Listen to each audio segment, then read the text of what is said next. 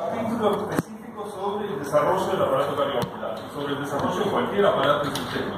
¿Ah? Y ahí está muy bien.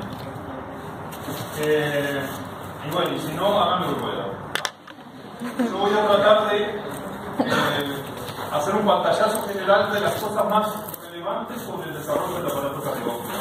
¿Ah? Ahí tienen además una lista de otros textos que pueden leer específicos sobre el desarrollo de este aparato. Si no me equivoco, la clase ya está subida en EVA, no es que no empiecen a sacar puntitos y estas cosas que necesitamos hacer. ¿Ah? Bien. ¿Qué es lo que vamos a hacer a lo largo de esta clase? Bueno, básicamente el contenido de la clase es más o menos lo que está listado ahí. No necesariamente en ese orden. Sí vamos a seguir más o menos ese orden, pero no lo podemos dividir en ahora vamos a ver el desarrollo de tal cosa y después tal otro. Van a ver que todo se entremezcla y bueno, más o menos a grandes rasgos vamos a hablar de la anatomía del desarrollo, es decir, cómo el tubo se va transformando para dar origen a una estructura que es el corazón. ¿Ah? Vamos a mencionar algunas cosas sobre vías de señalización y cosas por el estilo, pero nada. Yo sé que esa es la parte que más les gusta y que les encanta estudiar, pero no, eso no lo vamos a hacer. Vamos a hablar después sobre el desarrollo del sistema, del aparato vascular, ¿no? Aunque en realidad van a ver que en la primera parte algo vamos a tener que decir, porque lo necesitamos para esa parte. Y por último, eso sí es el final de la clase, vamos a hablar de los cambios en la circulación entre la vida fetal y la vida extrauterina. ¿Ah? Van a ver que en algún momento parece que la clase está terminando. Bueno, ahí no termina. Ahí estamos llegando casi al 70% de la clase. ¿Sí? Ahí terminaba la primera y empezaba la segunda. ¿Sí? Bien. El tema este es importante. Es extremadamente. ¿Por qué? Porque entre otras cosas, las patologías, las cardiopatías congénitas son el tipo de patología congénita más frecuente. Y estamos acostumbrados a ver en la tele, en internet, en el diario o en donde sea, llamados a la solidaridad para un planito que nació con una cardiopatía congénita y que tiene que ir a operar en dónde y que precisa plata para hacer esa operación. ¿Ah? ¿Por qué? Porque en realidad estamos ante algo que es relativamente frecuente. Y es relativamente frecuente en Uruguay, en Francia o en donde se ¿Ah? Es una cosa sin una base genética generalmente, es por circunstancias ambientales en su mayor proporción. ¿Ah? Y por lo tanto, si bien es evitable, bueno, nunca sabemos muy bien cuándo ocurren ni cuál es la causa. ¿Ah? Se me ocurrió buscar entonces cuál era la incidencia de estas patologías que son tan frecuentes, aparentemente, en el Uruguay. Bueno, ya les aviso que no encontré nada. Eso quiere decir que hay un campo abierto para el que quiera. Registros deben haber. Es simplemente buscar los registros y ver cuál es la incidencia de las diferentes patologías cardiovasculares o del aparato que se les cante. Pero esto es, aunque no se nota nada, es la página de Presidencia, que estaba en una noticia nada más que decía que el Ministerio de Salud Pública estaba vieron las ecografías estructurales que se hacen las embarazadas en la mitad de la gestación. Bueno, de hacerlas obligatorias y con determinadas características, buscando entre otras cosas alteraciones del desarrollo cardiovascular. Y ahí en ese texto, que ahí no se ve nada, de lo que acá sí, decía entre otras cosas que la mortalidad infantil ha disminuido, que es de aproximadamente 7,42 cada 1000 niños nacidos vivos, que dentro de las malformaciones congénitas las más frecuentes son las cardiovasculares y dan cuenta de casi el 50% de esas malformaciones congénitas. Y el único número exacto que decía era que en el 2014 hubieron 120 casos de cardiopatía congénita. Lo siguiente que se me ocurrió fue, bueno, vamos a ver qué pasa en otro lado, porque ya que no hay algo que diga cuál es la frecuencia en nuestro país, a ver en otro lado cómo es. y los resultados que encontré sirven para demostrar que vivimos en una aldea. Van a ver. Este es un estudio que se hizo en Suecia, en donde entre el año 2001 y 2014 nacieron 1.243.000 niños, más o menos la población de Montevideo en 13 años. O sea, no somos nada. ¿Sí? De esos niños que nacieron durante este periodo, 20.000 niños tuvieron un defecto congénito en el desarrollo cardíaco, que representan aproximadamente un 1,6%. Ahora, si se fijan, la que le sigue es una alteración en el desarrollo de los órganos genitales y no llega al 0,5%, es muchísimo menos. Y todas las otras son incluso más bajas. Por lo tanto, por lejos, esta es una de las más frecuentes, las alteraciones del desarrollo del aparato cardiovascular. Y este es un estudio en una ciudad de China. Yo sé que los chinos son muchos, pero bueno. En una ciudad de China, en donde en un solo año nacieron 53.313 niños. De esos 53.313, 190 presentaron una malformación congénita que afectaba al aparato cardiovascular. Y lo interesante de este es que esta los desglosaba y nos decía cuál era la alteración más frecuente. Si se fijan, van a ver que casi el 40% de las alteraciones del desarrollo cardiovascular tienen que ver con un defecto en la tabicación ventricular, y que le sigue lejos, en un 15% aproximadamente, las alteraciones de la tabicación auricular. Quiere decir que el 50% más o menos de las alteraciones del desarrollo tienen que ver con la tabicación, ya sea de la aurícula o del ventrículo. ¿Sí? Y hoy vamos a ver por qué. Van a ver lo complejo que es transformar un tubo cardíaco en un corazón. Ese es el objetivo de la clase de hoy. Se les pide claro eso. ¿Sí? Vamos a ir hablando de todo esto, pero ahora ni lo copien ni se detengan, porque lo vamos a ver después. Y antes de comenzar con la anatomía del desarrollo de todo esto, vamos a puntualizar 4 o 5 cosas que van a pasar en las siguientes diapositivas. Todo lo que vamos a hablar hoy, la mayor parte, ocurre entre el fin de la segunda semana y el fin de la séptima semana del desarrollo. Es decir, ocurre durante lo que llamamos el periodo embrionario. Cuando ingresamos en el periodo fetal, el corazón ya está formado. ¿Sí? Muchas de las cosas ocurren al final durante la tercera y cuarta semana, momento en el que la madre no siempre sabe que está embarazada, y momento donde el embrión es más susceptible a noxas o injurias o lo que quieran, como se les ocurra llamar. Y ustedes ya saben que cualquier alteración durante el desarrollo va a tener su repercusión en la funcionalidad posterior, y que va a ser mucho más grave cuanto más temprana sea. Generalmente las alteraciones en las fases más tempranas llevan a la muerte del embrión, mientras que las que ocurren hacia el final del periodo de diferenciación de ese órgano o de ese tejido van a llevar a una alteración que podrá ser compatible o no con la vida, podrá alterar la vida del individuo o no, depende de qué se altere y en qué grado se altere. ¿Sí?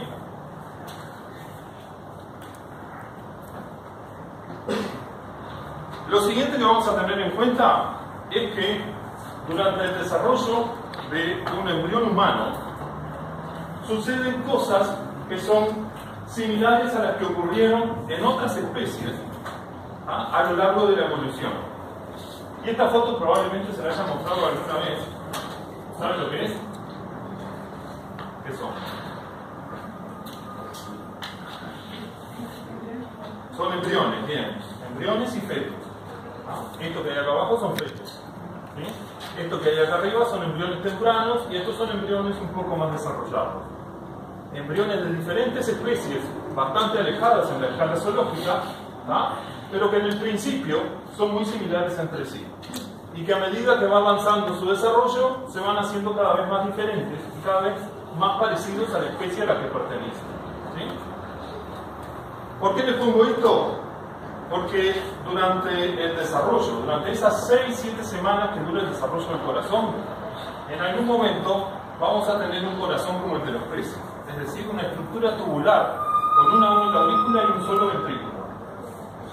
Luego vamos a pasar a una etapa más avanzada, en la cual vamos a tener una tabicación incompleta de la aurícula en las ranas. Luego vamos a conseguir una tabicación también incompleta del ventrículo, para por último llegar a las características del corazón de las aves y los mamíferos, que son las 4 cavidades separadas que ustedes ya conocen, separadas, comunicadas por algún lado, ¿no? Pero que bien separados del lado derecho y del lado izquierdo, ¿sí? Con la aclaración de que este órgano funciona de forma diferente en el feto. Si bien tiene sus 4 cavidades, vamos a ver que hay una comunicación entre ellas hasta el momento del nacimiento, y que debe existir esa comunicación, ¿sí?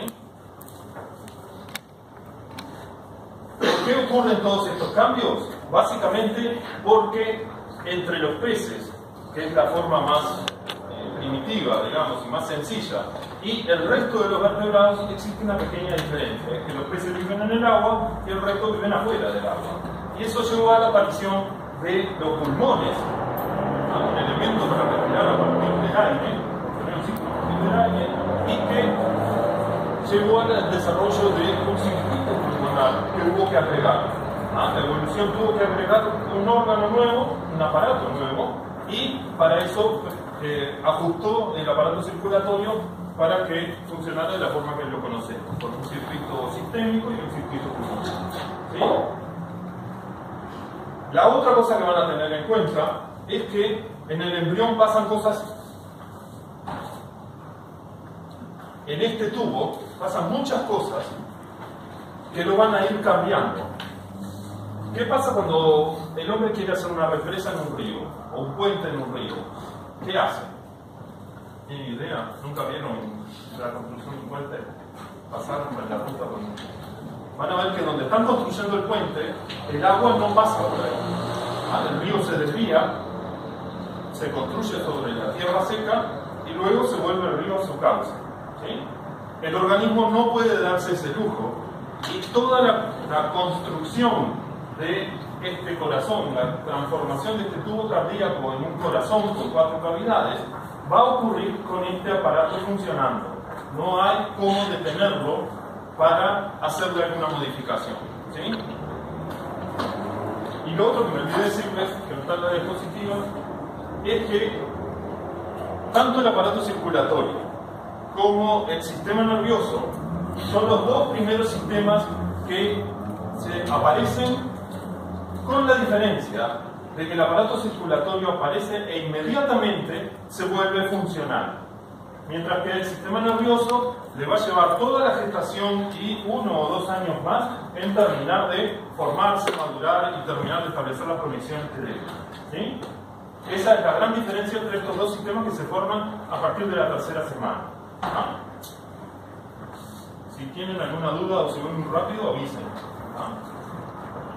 Bien, entonces vamos a empezar acá, en el día 15, en el cual vamos a tener un embrión que ya está implantado en el útero materno, un embrión que es plano, que por encima tiene una cavidad, que es la cavidad amniótica, la que aparece ahí en azul, que por debajo tiene otra cavidad que es el sacovitelino, que en contacto con el endometrio está otro anillo embrionario, que ¿cuál es?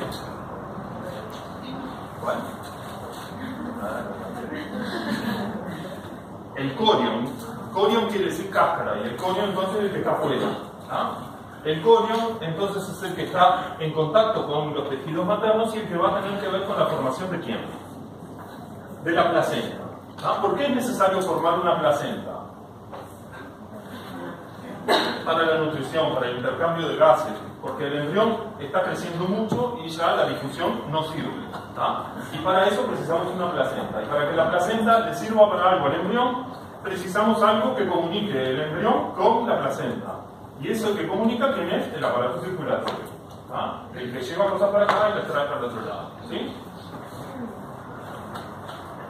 Del día 15 al día 21 van a suceder múltiples cambios que van a llevar a este embrión plano de 2 capas a transformarlo en uno de 3 capas, es decir, que va a ocurrir ¿qué proceso? La gastrulación. Y además, ese embrión que es plano se va a transformar en una estructura cilíndrica, es decir, que ocurrió el plegamiento del embrión, ¿sí? Con un montón de consecuencias sobre eso, sobre el embrión. Y si se fijan en el esquema, acá no hay aparato circulatorio y 7 días después ya hay un aparato circulatorio primitivo funcionante, un corazón funcionante que permite que la circulación placentaria se conecte con la circulación fetal, con la circulación embrionaria, perdón, y que se establezca un sistema funcional que sirva para algo. ¿Sí? ¿Me van siguiendo? ¿De dónde sale todo esto? Bueno, originalmente sale a partir de un conjunto de células que reciben el nombre de hemangioblastos. Hemo, ¿qué quiere decir? Sangre. Angio, vasos. Vasos. ¿Qué quiere decir angio? Vasos. Es decir, que son las células formadoras de sangre y vasos. Son capaces de diferenciarse en esos tipos celulares. ¿Dónde aparecen los primeros hemangioblastos? Aparecen formando islotes, denominados islotes angiogénicos o islotes de Wolf y Pander,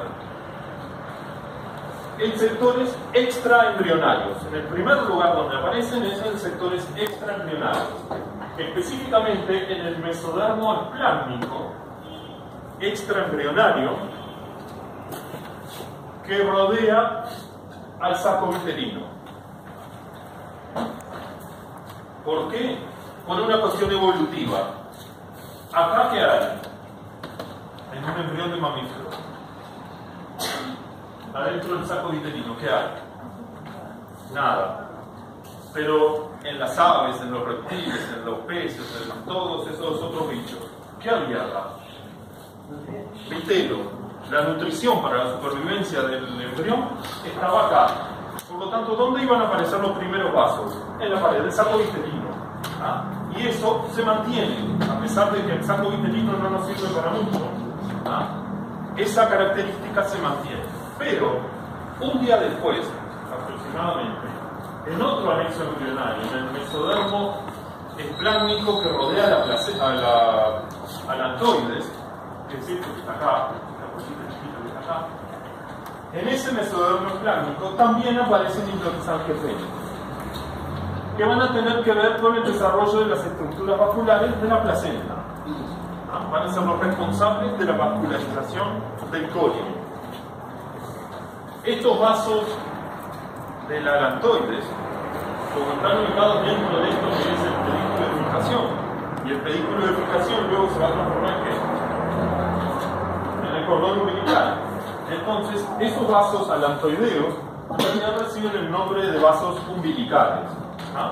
Y su función entonces es conectar la placenta con el embrión. Más o menos en ese mismo momento, o un poquito después, empiezan a aparecer los islotes angiogénicos dentro del propio embrión. Y aparecen en 2 lugares particulares, que son el mesodermo paraxial. ¿Se acuerdan del mesodermo paraxial y los somites? ¿Se acuerdan que abajo de los somites qué había? Las aortas. ¿De dónde salen las aortas? De ese mesodermo capaz de formar vasos. Y un sector particular que se localiza en la parte más cefálica del embrión, por delante de la membrana mucofaríngea, que es un sector de mesodermo esplásmico, pero que está especializado para generar el corazón, y por eso recibe el nombre de mesodermo cardiogénico. Todas esas células, esos islotes, van a cumplir un proceso, van a participar en 2 procesos, que son la vasculogénesis y la angiogénesis, que son procesos muy parecidos entre sí. Solo que la vasculogénesis es generar los primeros vasos y la angiogénesis es generar nuevos vasos a partir de vasos preexistentes, es ramificar vasos que ya estaban. ¿Sí? ¿Cómo sucede todo esto? Bueno, en el mesodermo esplásmico se diferencian los hemangioblastos que se agregan, forman estos islotes angiogénicos, y las células ubicadas en la periferia empiezan a aplanarse, se mantienen unidas entre sí por desmosomas y otro tipo de uniones adherentes y se transforman en las primeras células endoteliales. Mientras que las células que se localizan en el centro de esos islotes hacen todo lo opuesto, se separan entre ellas para originar a las primeras células sanguíneas. ¿Sí? Quiere decir que del mismo islote sacamos endotelio y células sanguíneas. ¿Sí? Y eso pasa en múltiples puntos en la pared del saco vitelino, en la placenta que se está formando, en el cordón umbilical y también adentro del embrión. Lo que tiene que ocurrir después es que este grupito de células endoteliales que delimitan ese islote empiecen a crecer, se extiendan y empiecen a comunicarse con los de al lado. ¿Para qué? Para generar una red de vasos que rodean, por ejemplo, a todo el saco vitelino y que se comunican con la red de vasos de la placenta, del cordón umbilical y los que se están formando dentro del embrión y formar una red única. ¿Sí? ¿Qué nos está faltando? Corazón. Si yo genero vasos y genero sangre, ¿es suficiente para tener un aparato funcionante? No, la bomba. ¿Qué está faltando? Una bomba. Está faltando un corazón que bombee la sangre. El corazón entonces se va a formar a partir del mesodermo cardiogénico que se ubica por allá adelante, ahora lo vamos a ver. Y va a dar la fuerza suficiente para que esos vasos, entonces, para que la sangre dentro de esos vasos empiece a circular. Por lo tanto vamos a tener esto, algo parecido a esto. Los primeros islotes angiogénicos, cómo se van extendiendo por los anexos embrionarios y dentro del embrión hasta formar una red de vasos reconocibles. Acá tienen una red primaria, digamos, es como un panal de abejas, todos comunicados entre sí, pero la sangre que empieza a circular no circula por todo esto.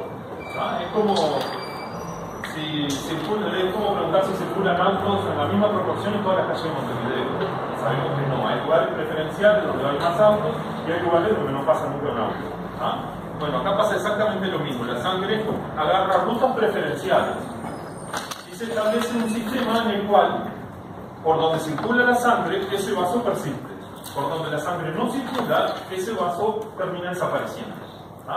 Y de esa forma, entonces, se refina el sistema y nos permite llegar de un sistema distribuido por todo el embrión, por todos los anexos en este caso, a un sistema de vasos bien desarrollado y funcional.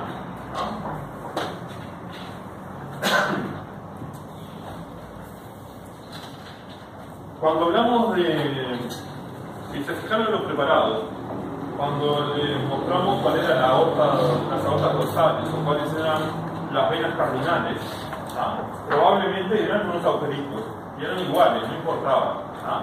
La forma en que determinamos si es una arteria o es una vena es en base a su definición. Lleva la sangre hacia el corazón o trae la sangre desde el corazón a los tejidos.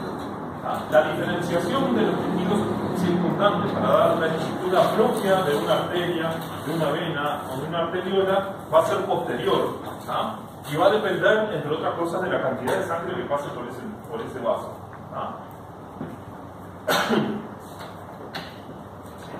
Esto, entonces, es el proceso de vasculogénesis, es decir, generar la primera red vascular y a partir de ella, las ramificaciones que se van a ir generando son parte del proceso de angiogénesis. La vasculogénesis es un proceso del embrión y la angiogénesis es un proceso del embrión, del feto y del niño hasta la edad adulta, y en el adulto eso se limita a determinados tejidos. O sea, es muy frecuente en el útero en las mujeres, por ejemplo. En cada ciclo aumenta la cantidad de vasos del endometrio, se destruye y otra vez. Eso es un proceso de envejecimiento. Cada vez que hay una ovulación en el cuerpo lúteo se forma una red capilar nueva. Eso es un proceso de envejecimiento. Pero normalmente en el resto de los tejidos no es un proceso que se dé muy frecuentemente. El cerebro tiene una determinada cantidad capilar y no se modifica mucho. Bien, entonces, ¿cómo hace el organismo para determinar hacia dónde crecen esos vasos? Y básicamente el proceso es el siguiente. El tejido que está creciendo, el órgano que está creciendo, en un embrión los órganos empiezan a crecer rápidamente, aumenta su número de células y lo primero que pasa es que entran en hipoxia. Es decir, no hay oxígeno suficiente para poder seguir creciendo. Entonces empiezan a generar una serie de señales pidiendo vascularización. Hay muchas de esas señales, hay algunas puestas acá en el esquema, pero hay dos que son las más conocidas, que son el factor de crecimiento del endotelio vascular, o VEGF, que es producido por el tejido en hipoxia y que las células endoteliales tienen receptores para ella, y el PDGF, o factor de crecimiento derivado de las plaquetas, que como ven su nombre no indica nada referido a la angiogénesis, pero bueno, ya saben, se les pone el nombre en base a la función con la que se descubre y después se le descubre nuevas funciones, pero nadie le cambia el nombre. Estos son algunos de los mecanismos entonces que facilitan que el órgano que está creciendo adquiera más vascularización. ¿Sí? Este mismo mecanismo que ocurre durante el desarrollo embrionario y el crecimiento del feto es el mismo que utilizan las células tumorales cuando empiezan a crecer. El tumor empieza a secretar una serie de moléculas que estimulan la angiogénesis y los vasos que andan en la vuelta, que hacen? Responden, generan nuevos vasos hacia esa masa tumoral. Y eso es el mecanismo por el cual el tumor se asegura seguir creciendo, se asegura capaz poder hacer metástasis hacia otro tejido, etcétera, etcétera. Por eso, estos mecanismos que están puestos acá, que en el embrión son importantes, tienen mucha relevancia, no solo por el embrión en sí, sino porque existen terapias dirigidas a tratar de controlar la vascularización de un tumor. Cuanto menos vasos logremos que el tumor tenga, menos va a sobrevivir. Bien, ¿dudas hasta acá? ¿Voy muy rápido? Bien, entonces ahora sí nos vamos a meter en el tubo cardíaco, en la estructura que va a dar origen al corazón. ¿Sí? Que dijimos que se originaba a partir del mesodermo cardiogénico. ¿Qué es el mesodermo cardiogénico? Es un mesodermo esplásmico localizado en el sector más craneal del embrión, por delante de la membrana bucofaríngea. Por acá está la membrana bucofaríngea y el mesodermo cardiogénico rodea la parte anterior y lateral de esa membrana. ¿Sí? ¿Cómo se diferencia ese mesodermo cardiogénico? Por efecto de una serie de señales inductoras desde el endodermo de la faringe. El endodermo de la faringe primitiva secreta un montón de sustancias que controlan la diferenciación de ese mesodermo cardiogénico y que va a llevar a que este grupo de células, que ahí están perfectamente delimitadas, porque cuando uno mira un preparado no se ven, es un grupito de células que están ahí y solo ellas saben qué es lo que tienen que hacer. Este grupito de células entonces se va a organizar en una estructura tubular. En realidad hay dos, una a la derecha y otra a la izquierda, que en algún momento se van a fusionar para dar origen a un único tubo cardíaco. ¿Sí? Ven que acá hay uno y acá hay otro. ¿Sí? Dos tubos cardíacos que luego se van a fusionar. ¿Sí?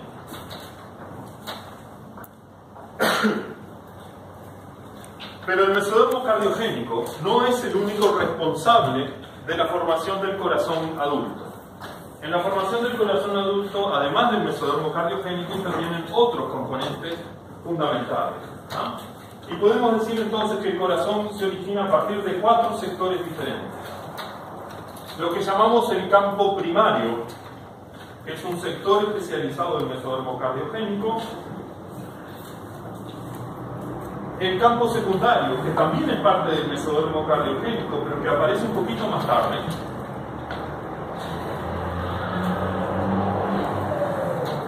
Y dos componentes que nada tienen que ver con el mesodermo cardiogénico, y que son la cresta neural, un sector particular de la cresta neural que se llama la cresta neural cardíaca,